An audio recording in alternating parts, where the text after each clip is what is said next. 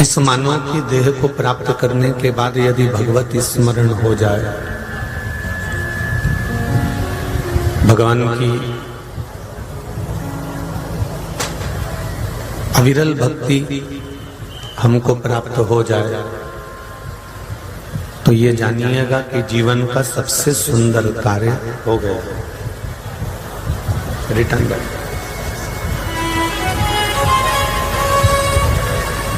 एक परमात्मा के प्रति समर्पण,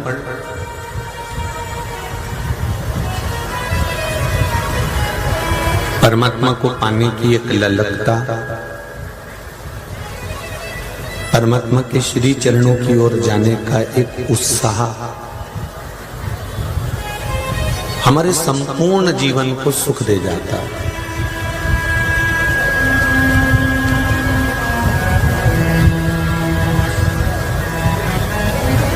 महाराज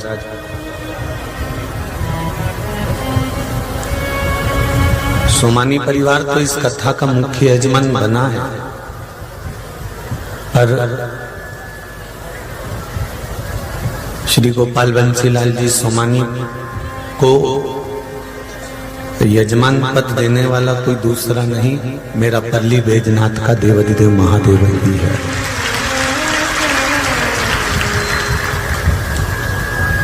भक्ति और मुक्ति,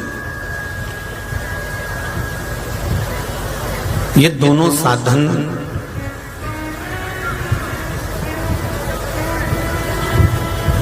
मुक्ति तो मिलना ही है, प्राण तो छूटना ही है, क्योंकि जो जन्म लेता है वो मरता ही है। जिसका जन्म हुआ है उसको मरना निश्चित है, वो प्राण जाएंगे।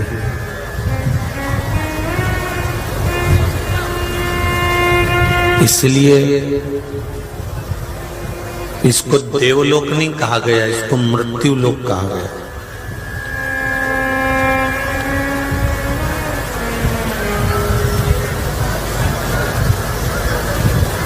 पाताल लोक, देवलोक, ब्रह्मलोक, वैकुंठ लोक, जहां हम निवास कर रहे हैं, ये मृत्यु लोक है।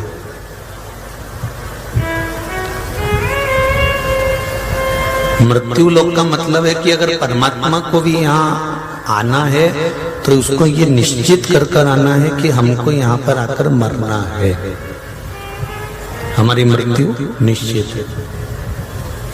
प्राण छूटेंगे जरूर, मरेंगे जरूर।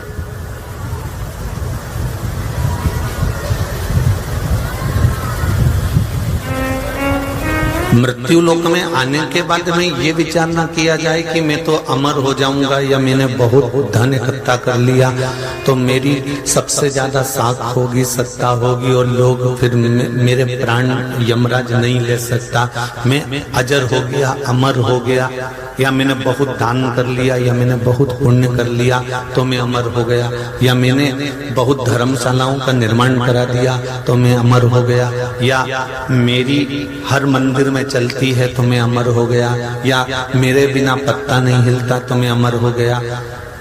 इस भूमंडल पर, इस पृथ्वी पर, इस मृत्यु लोक में जो आता है, इसका नाम ही मृत्यु लोक है कि जो आया है उसको मरना है, जाना जरूर है।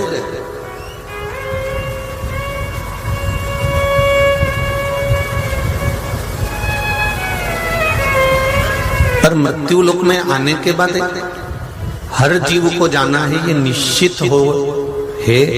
पर जाने से पहले थोड़ा सा भजन कर लेना, जाने से पहले थोड़ा सा सत्कर्म कर लेना, जाने से पहले थोड़ा मंत्र जाप कर लेना, जाने से पहले थोड़ा दान पुण्य स्मरण कीर्तन आदि कर लेना और फिर जाना, तो फिर मृत्यु लोक में दूसरी बार फिर जन्म लेना ही नहीं है, फिर उसके परमात्मा के धाम में ही रहना।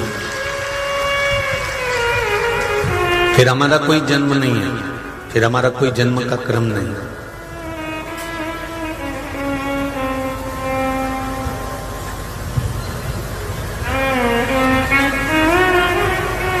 मकान बहुत बड़ा बनाया, जमीन भी 50 बीघा कर ली, 50 एकड़ कर ली, फैक्ट्री भी 2-3 डाल ली, दुकान भी 4-5 खोल ली, ज्वेलरी भी बहुत सारी इकट्ठी कर ली,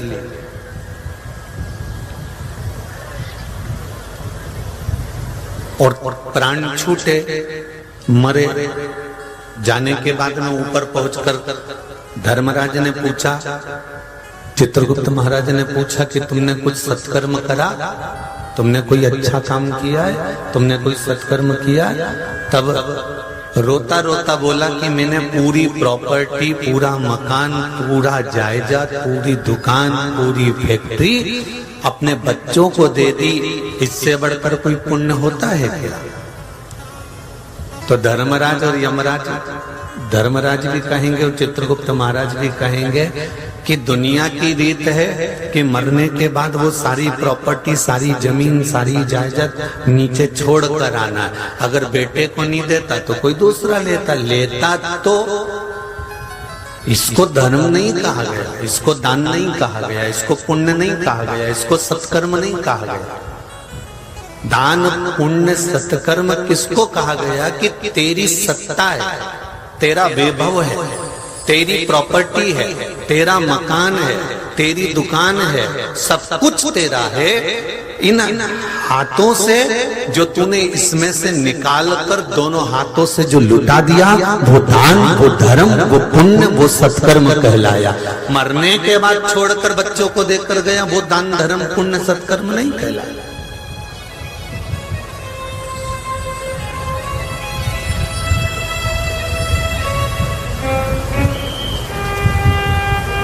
जीते जी पिताजी कहते रहे, मुझे हरिद्वार ले चल, प्रयागराज ले चल, काशी ले चल, नहीं लेकर गया। और मरने के बाद 25 रुपए के लोटे में अस्थियों को भरकर फिर प्रयागराज, फिर हरिद्वार, फिर काशी लेकर गया, तो उसका कोई फल मिला क्या? जब पिता कहते रहे कि मुझे जीते जी ले चल, मुझे एक बार जाना है, मुझे मन कर रहा है कि मुझे कथा सुनना है, मेरा मन कर रहा है कि मुझे परली बैजनाथ जाना है, मेरा मन कर रहा है कि मुझे कथा में पहुंचना है, मेरा मन कर रहा है कि तू मुझे दर्शन करा दे, मेरा मन कर रहा है कि मुझे गंगा नीला दे। पर पुत्रवधू आदि कादिक तुमको जीते जी लेकर नहीं गए, और मरने के बाद अगर रो रहे हैं, मरने के बाद तुमको बटोर कर लेकर जा रहे हैं, तो ये इसको पुण्य नहीं कह सकते, इसको सत्कर्म नहीं कह सकते। ये तो दुनिया की रीति है कि कोई मरता है तो उसकी हड्डी को उठा के गंगा जी में फेंक आते हैं, तो ये इसको पुण्य नहीं कर सकते, इसको धर्म नहीं कर सकते।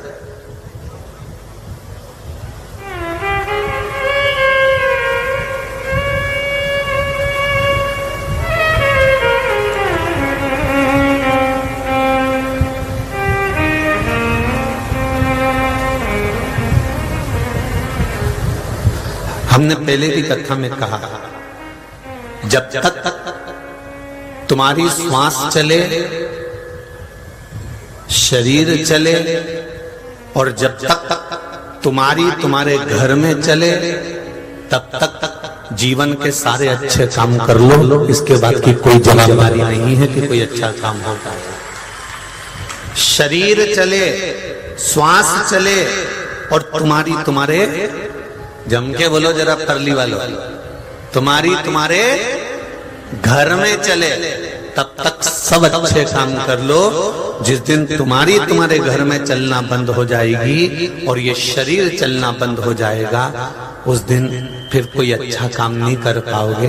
फिर तो बच्चे तुमसे कुछ दान पुण्य करा दें तो करा दें, कोई तुम्हें कहीं तीर्थ ले जाए तो ले जाए, तुम्हें कोई बाबा का दर्शन करा दे तो करा दे, नहीं तो बड़ा मुश्किल है। शरीर चले तो दौड़ दौड़ के परली बैजनाथ का दर्शन कर आना, शरीर चले तो भगवान के मंदिर चले जाना, शरीर चले तो तीर्थ चले जाना, शरीर चले तो तुम्हारी मर्जी पड़े कथा में चले जाना, और तुम्हारे घर में चले तब तक बहन बेटी आए तो निकाल कर थोड़ा देते जाना। तुम्हारे हाथ चल रहे हैं, तुम्हारा घर और तुम्हारे घर में चल रही है तो थोड़ा संत ब्राह्मण आए तो उनकी सेवा में लगा देना। कोई गौमाता दरवाजे पर आए तो उसको एक रोटी दे देना। जब तक तुम्हारे घर में चले तब तक बहू बेटे नाती पोती पंती रिश्तेदार कुटुंब कबीला सबको संभाल कर कुछ अच्छा बन सकता है उनके लिए तो कर सकते हो, ना बने तो कहीं से कम भगवान का भजन तो कर सकते हो, स्मरण कर सकते हो। हम तो कई बार कथा में कहते हैं तुम दान नहीं कर सकते बिल्कुल मत करो, तुम कुछ किसी को दे नहीं सकते बिल्कुल मत दो, तुम्हारा 1 रुपया भी तुम्हारी अंटी से नहीं खसकना चाहिए मत खसकाओ, पर एक काम जरूर करना कि जितना कमाया है 10,000 रुपए रोज कमा रहे हो तो उसमें से कम 200 रुपए रोज अपने शरीर पर खाने में और अपने ऊपर खर्च करना प्रारंभ करो। जोड़ जोड़ कर मरने के लिए पैसा इकट्ठा मत करो, कुछ अपने ऊपर खर्च करो। सवेरे 9 बजे से दुकान खोल के बैठता है, शाम को रात्रि को 9-10 बजे तक आता है। सवेरे भी गया, रोटी का ठिकाना नहीं पड़ा, डब्बा ले गया, नाश्ता करा नहीं करा, फोन पे फोन आ रहे थे, फिर आया तो 2 रोटी खाई, थोड़ी देर आराम करने का मन था तो भी नहीं करा, कहीं दुकान पे नौकर कुछ निपटा नहीं जाए, इसलिए तुरंत भागा, दुकान पे बैठा। रात को 10 बजे आया, इतना थक गया कि बेचारा रोटी भी प्रेम से नहीं खा पाया। 5-10 मिनट बस हैंडसेट मोबाइल को थोड़ा बहुत देख लिया, व्हाट्सएप चला लिया, हेलो हाय कर लिया और नेत्र बंद कर जो सोया तो सवेरे उठा, फिर अपने काम में लग गया। जिंदगी का आनंद, जिंदगी का एंजॉय, जिंदगी को खुश होकर, जिंदगी को मस्त होकर जिया कर है। मां के गर्भ से पैदा हुआ था तब भगवान ने तुझे बीपी और शुगर नहीं दिया क्या? किसी को गिफ्ट में देकर भेजा था भगवान ने? अरे बोलो तो जम के। जब माता के गर्भ से पैदा हुआ था ना तो तुझे बीपी दिया था ना तुझे शुगर दिया था, ना भगवान ने तुझे ब्लड प्रेशर दिया था ना तुझे शुगर दी थी, ना कोई बीमारी देकर पैदा करा था। भगवान ने तो तुझको अच्छा पैदा करा था, बड़ा खुश होकर पैदा करा था और तेरे जन्म पर माता पिता भी बड़े प्रसन्न हुए थे कि हमारे घर में बच्चा जन्म लिया है, बेटा बेटी ने जन्म लिया है। भगवान ने ना तो तुझे बीपी दी, भगवान ने ना तुझे शुगर दी, परंतु चलती हुई जिंदगी में तेरा बचपन अच्छे से निकल गया क्योंकि माँ बाप ने तेरे को टेंशन नहीं दिया, तेरी जवानी अच्छी निकल गई, तूने कॉलेज में खूब एंजॉय करा। जब तेरा विवाह हो गया और तू चक्कर में पड़ता गया, कमाना, दिन भर भोजन करने की सुध ना रही तो शुगर हो गई। शुगर होती कैसे है? जब भोजन का समय आगे पीछे होने लगता है। किसी डॉक्टर से पूछ लेना, और यहाँ पर भी डॉक्टर साहब बैठे होंगे, उनसे पूछ लेना, या कहीं कैंप लगा हो तो उसमें पूछना कि शुगर कैसे होती है कि हमारा भोजन का समय निश्चित नहीं रह पाता, हम बहुत समय तक भूखे रहते हैं, हमारे को भूख लग रही होती है और हम भूख मार रहे होते हैं, उससे शुगर हो जाती है। कहीं शुगर डाउन होगी, कहीं शुगर बढ़ जाएगी, इससे शुगर होती है। बीपी कैसे हुआ? कोई पैसा ले गया, टेंशन है, रात्रि में नींद नहीं आ रही, बेचैनी है, रात भर करवट बदल रहे हैं, पत्नी पूछ रही क्या हो गया, सबसे सो तो जाओ, पर उसको तो चिंता ही चिंता। रात को 2 घंटे सोया, 1 बजे फिर नींद खुल गई, बैठा हुआ टेंशन में पड़ा हुआ, सोच रहा है, विचार रहा है, बीपी गड़बड़ हो गया, दूसरे दिन फिर गोलियां खाना पड़ी। अपने जीवन को हमने अपने हाथ से बिगाड़ा। परमात्मा ने किसी का जीवन बिगाड़ कर नहीं दिया। परमात्मा तो कहता है कि सुख की मैंने तुझे जन्म दिया, जब माता के स्तनों में मैंने दूध दिया तो तू मरेगा, तब तक की जवाबदारी मेरी है, तो चिंता मत करना, टेंशन मत लेना, तू तो अलमस्त होकर अपनी जिंदगी जी और अपने जीवन को सही से जी। भजन कर कर जियो, स्मरण कर कर जियो, कीर्तन कर कर जियो, मंत्र जाप कर कर जियो, भगवत नाम जप कर कर जियो। फिर वही वाली बात है, पेट भरने की जवाबदारी मेरे भोलेनाथ की है, पेटी भरने की नहीं।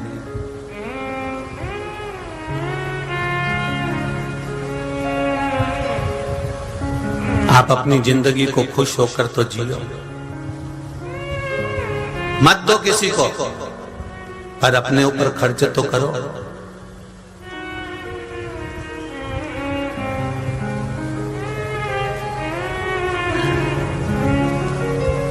एक बनियान, अच्छे कमाने वालों की देखना जरा बनियान, पूरी जब तक 25 जगह से फट नहीं जाए, महाराष्ट्र, मध्य प्रदेश, गुजरात, उत्तर प्रदेश, सबके निशान उस बनियान पे नी पड़ जाए जगह जगह, तब तक वो बनियान नहीं छोड़ता। और उससे पहले शरीर छूट गया तो क्या भरोसा है जिंदगी का, क्या भरोसा जीवन का। जीवन चल रहा, कब जीवन पलट जाए इसका कोई भरोसा नहीं। हलवा बनाना किसको आता है?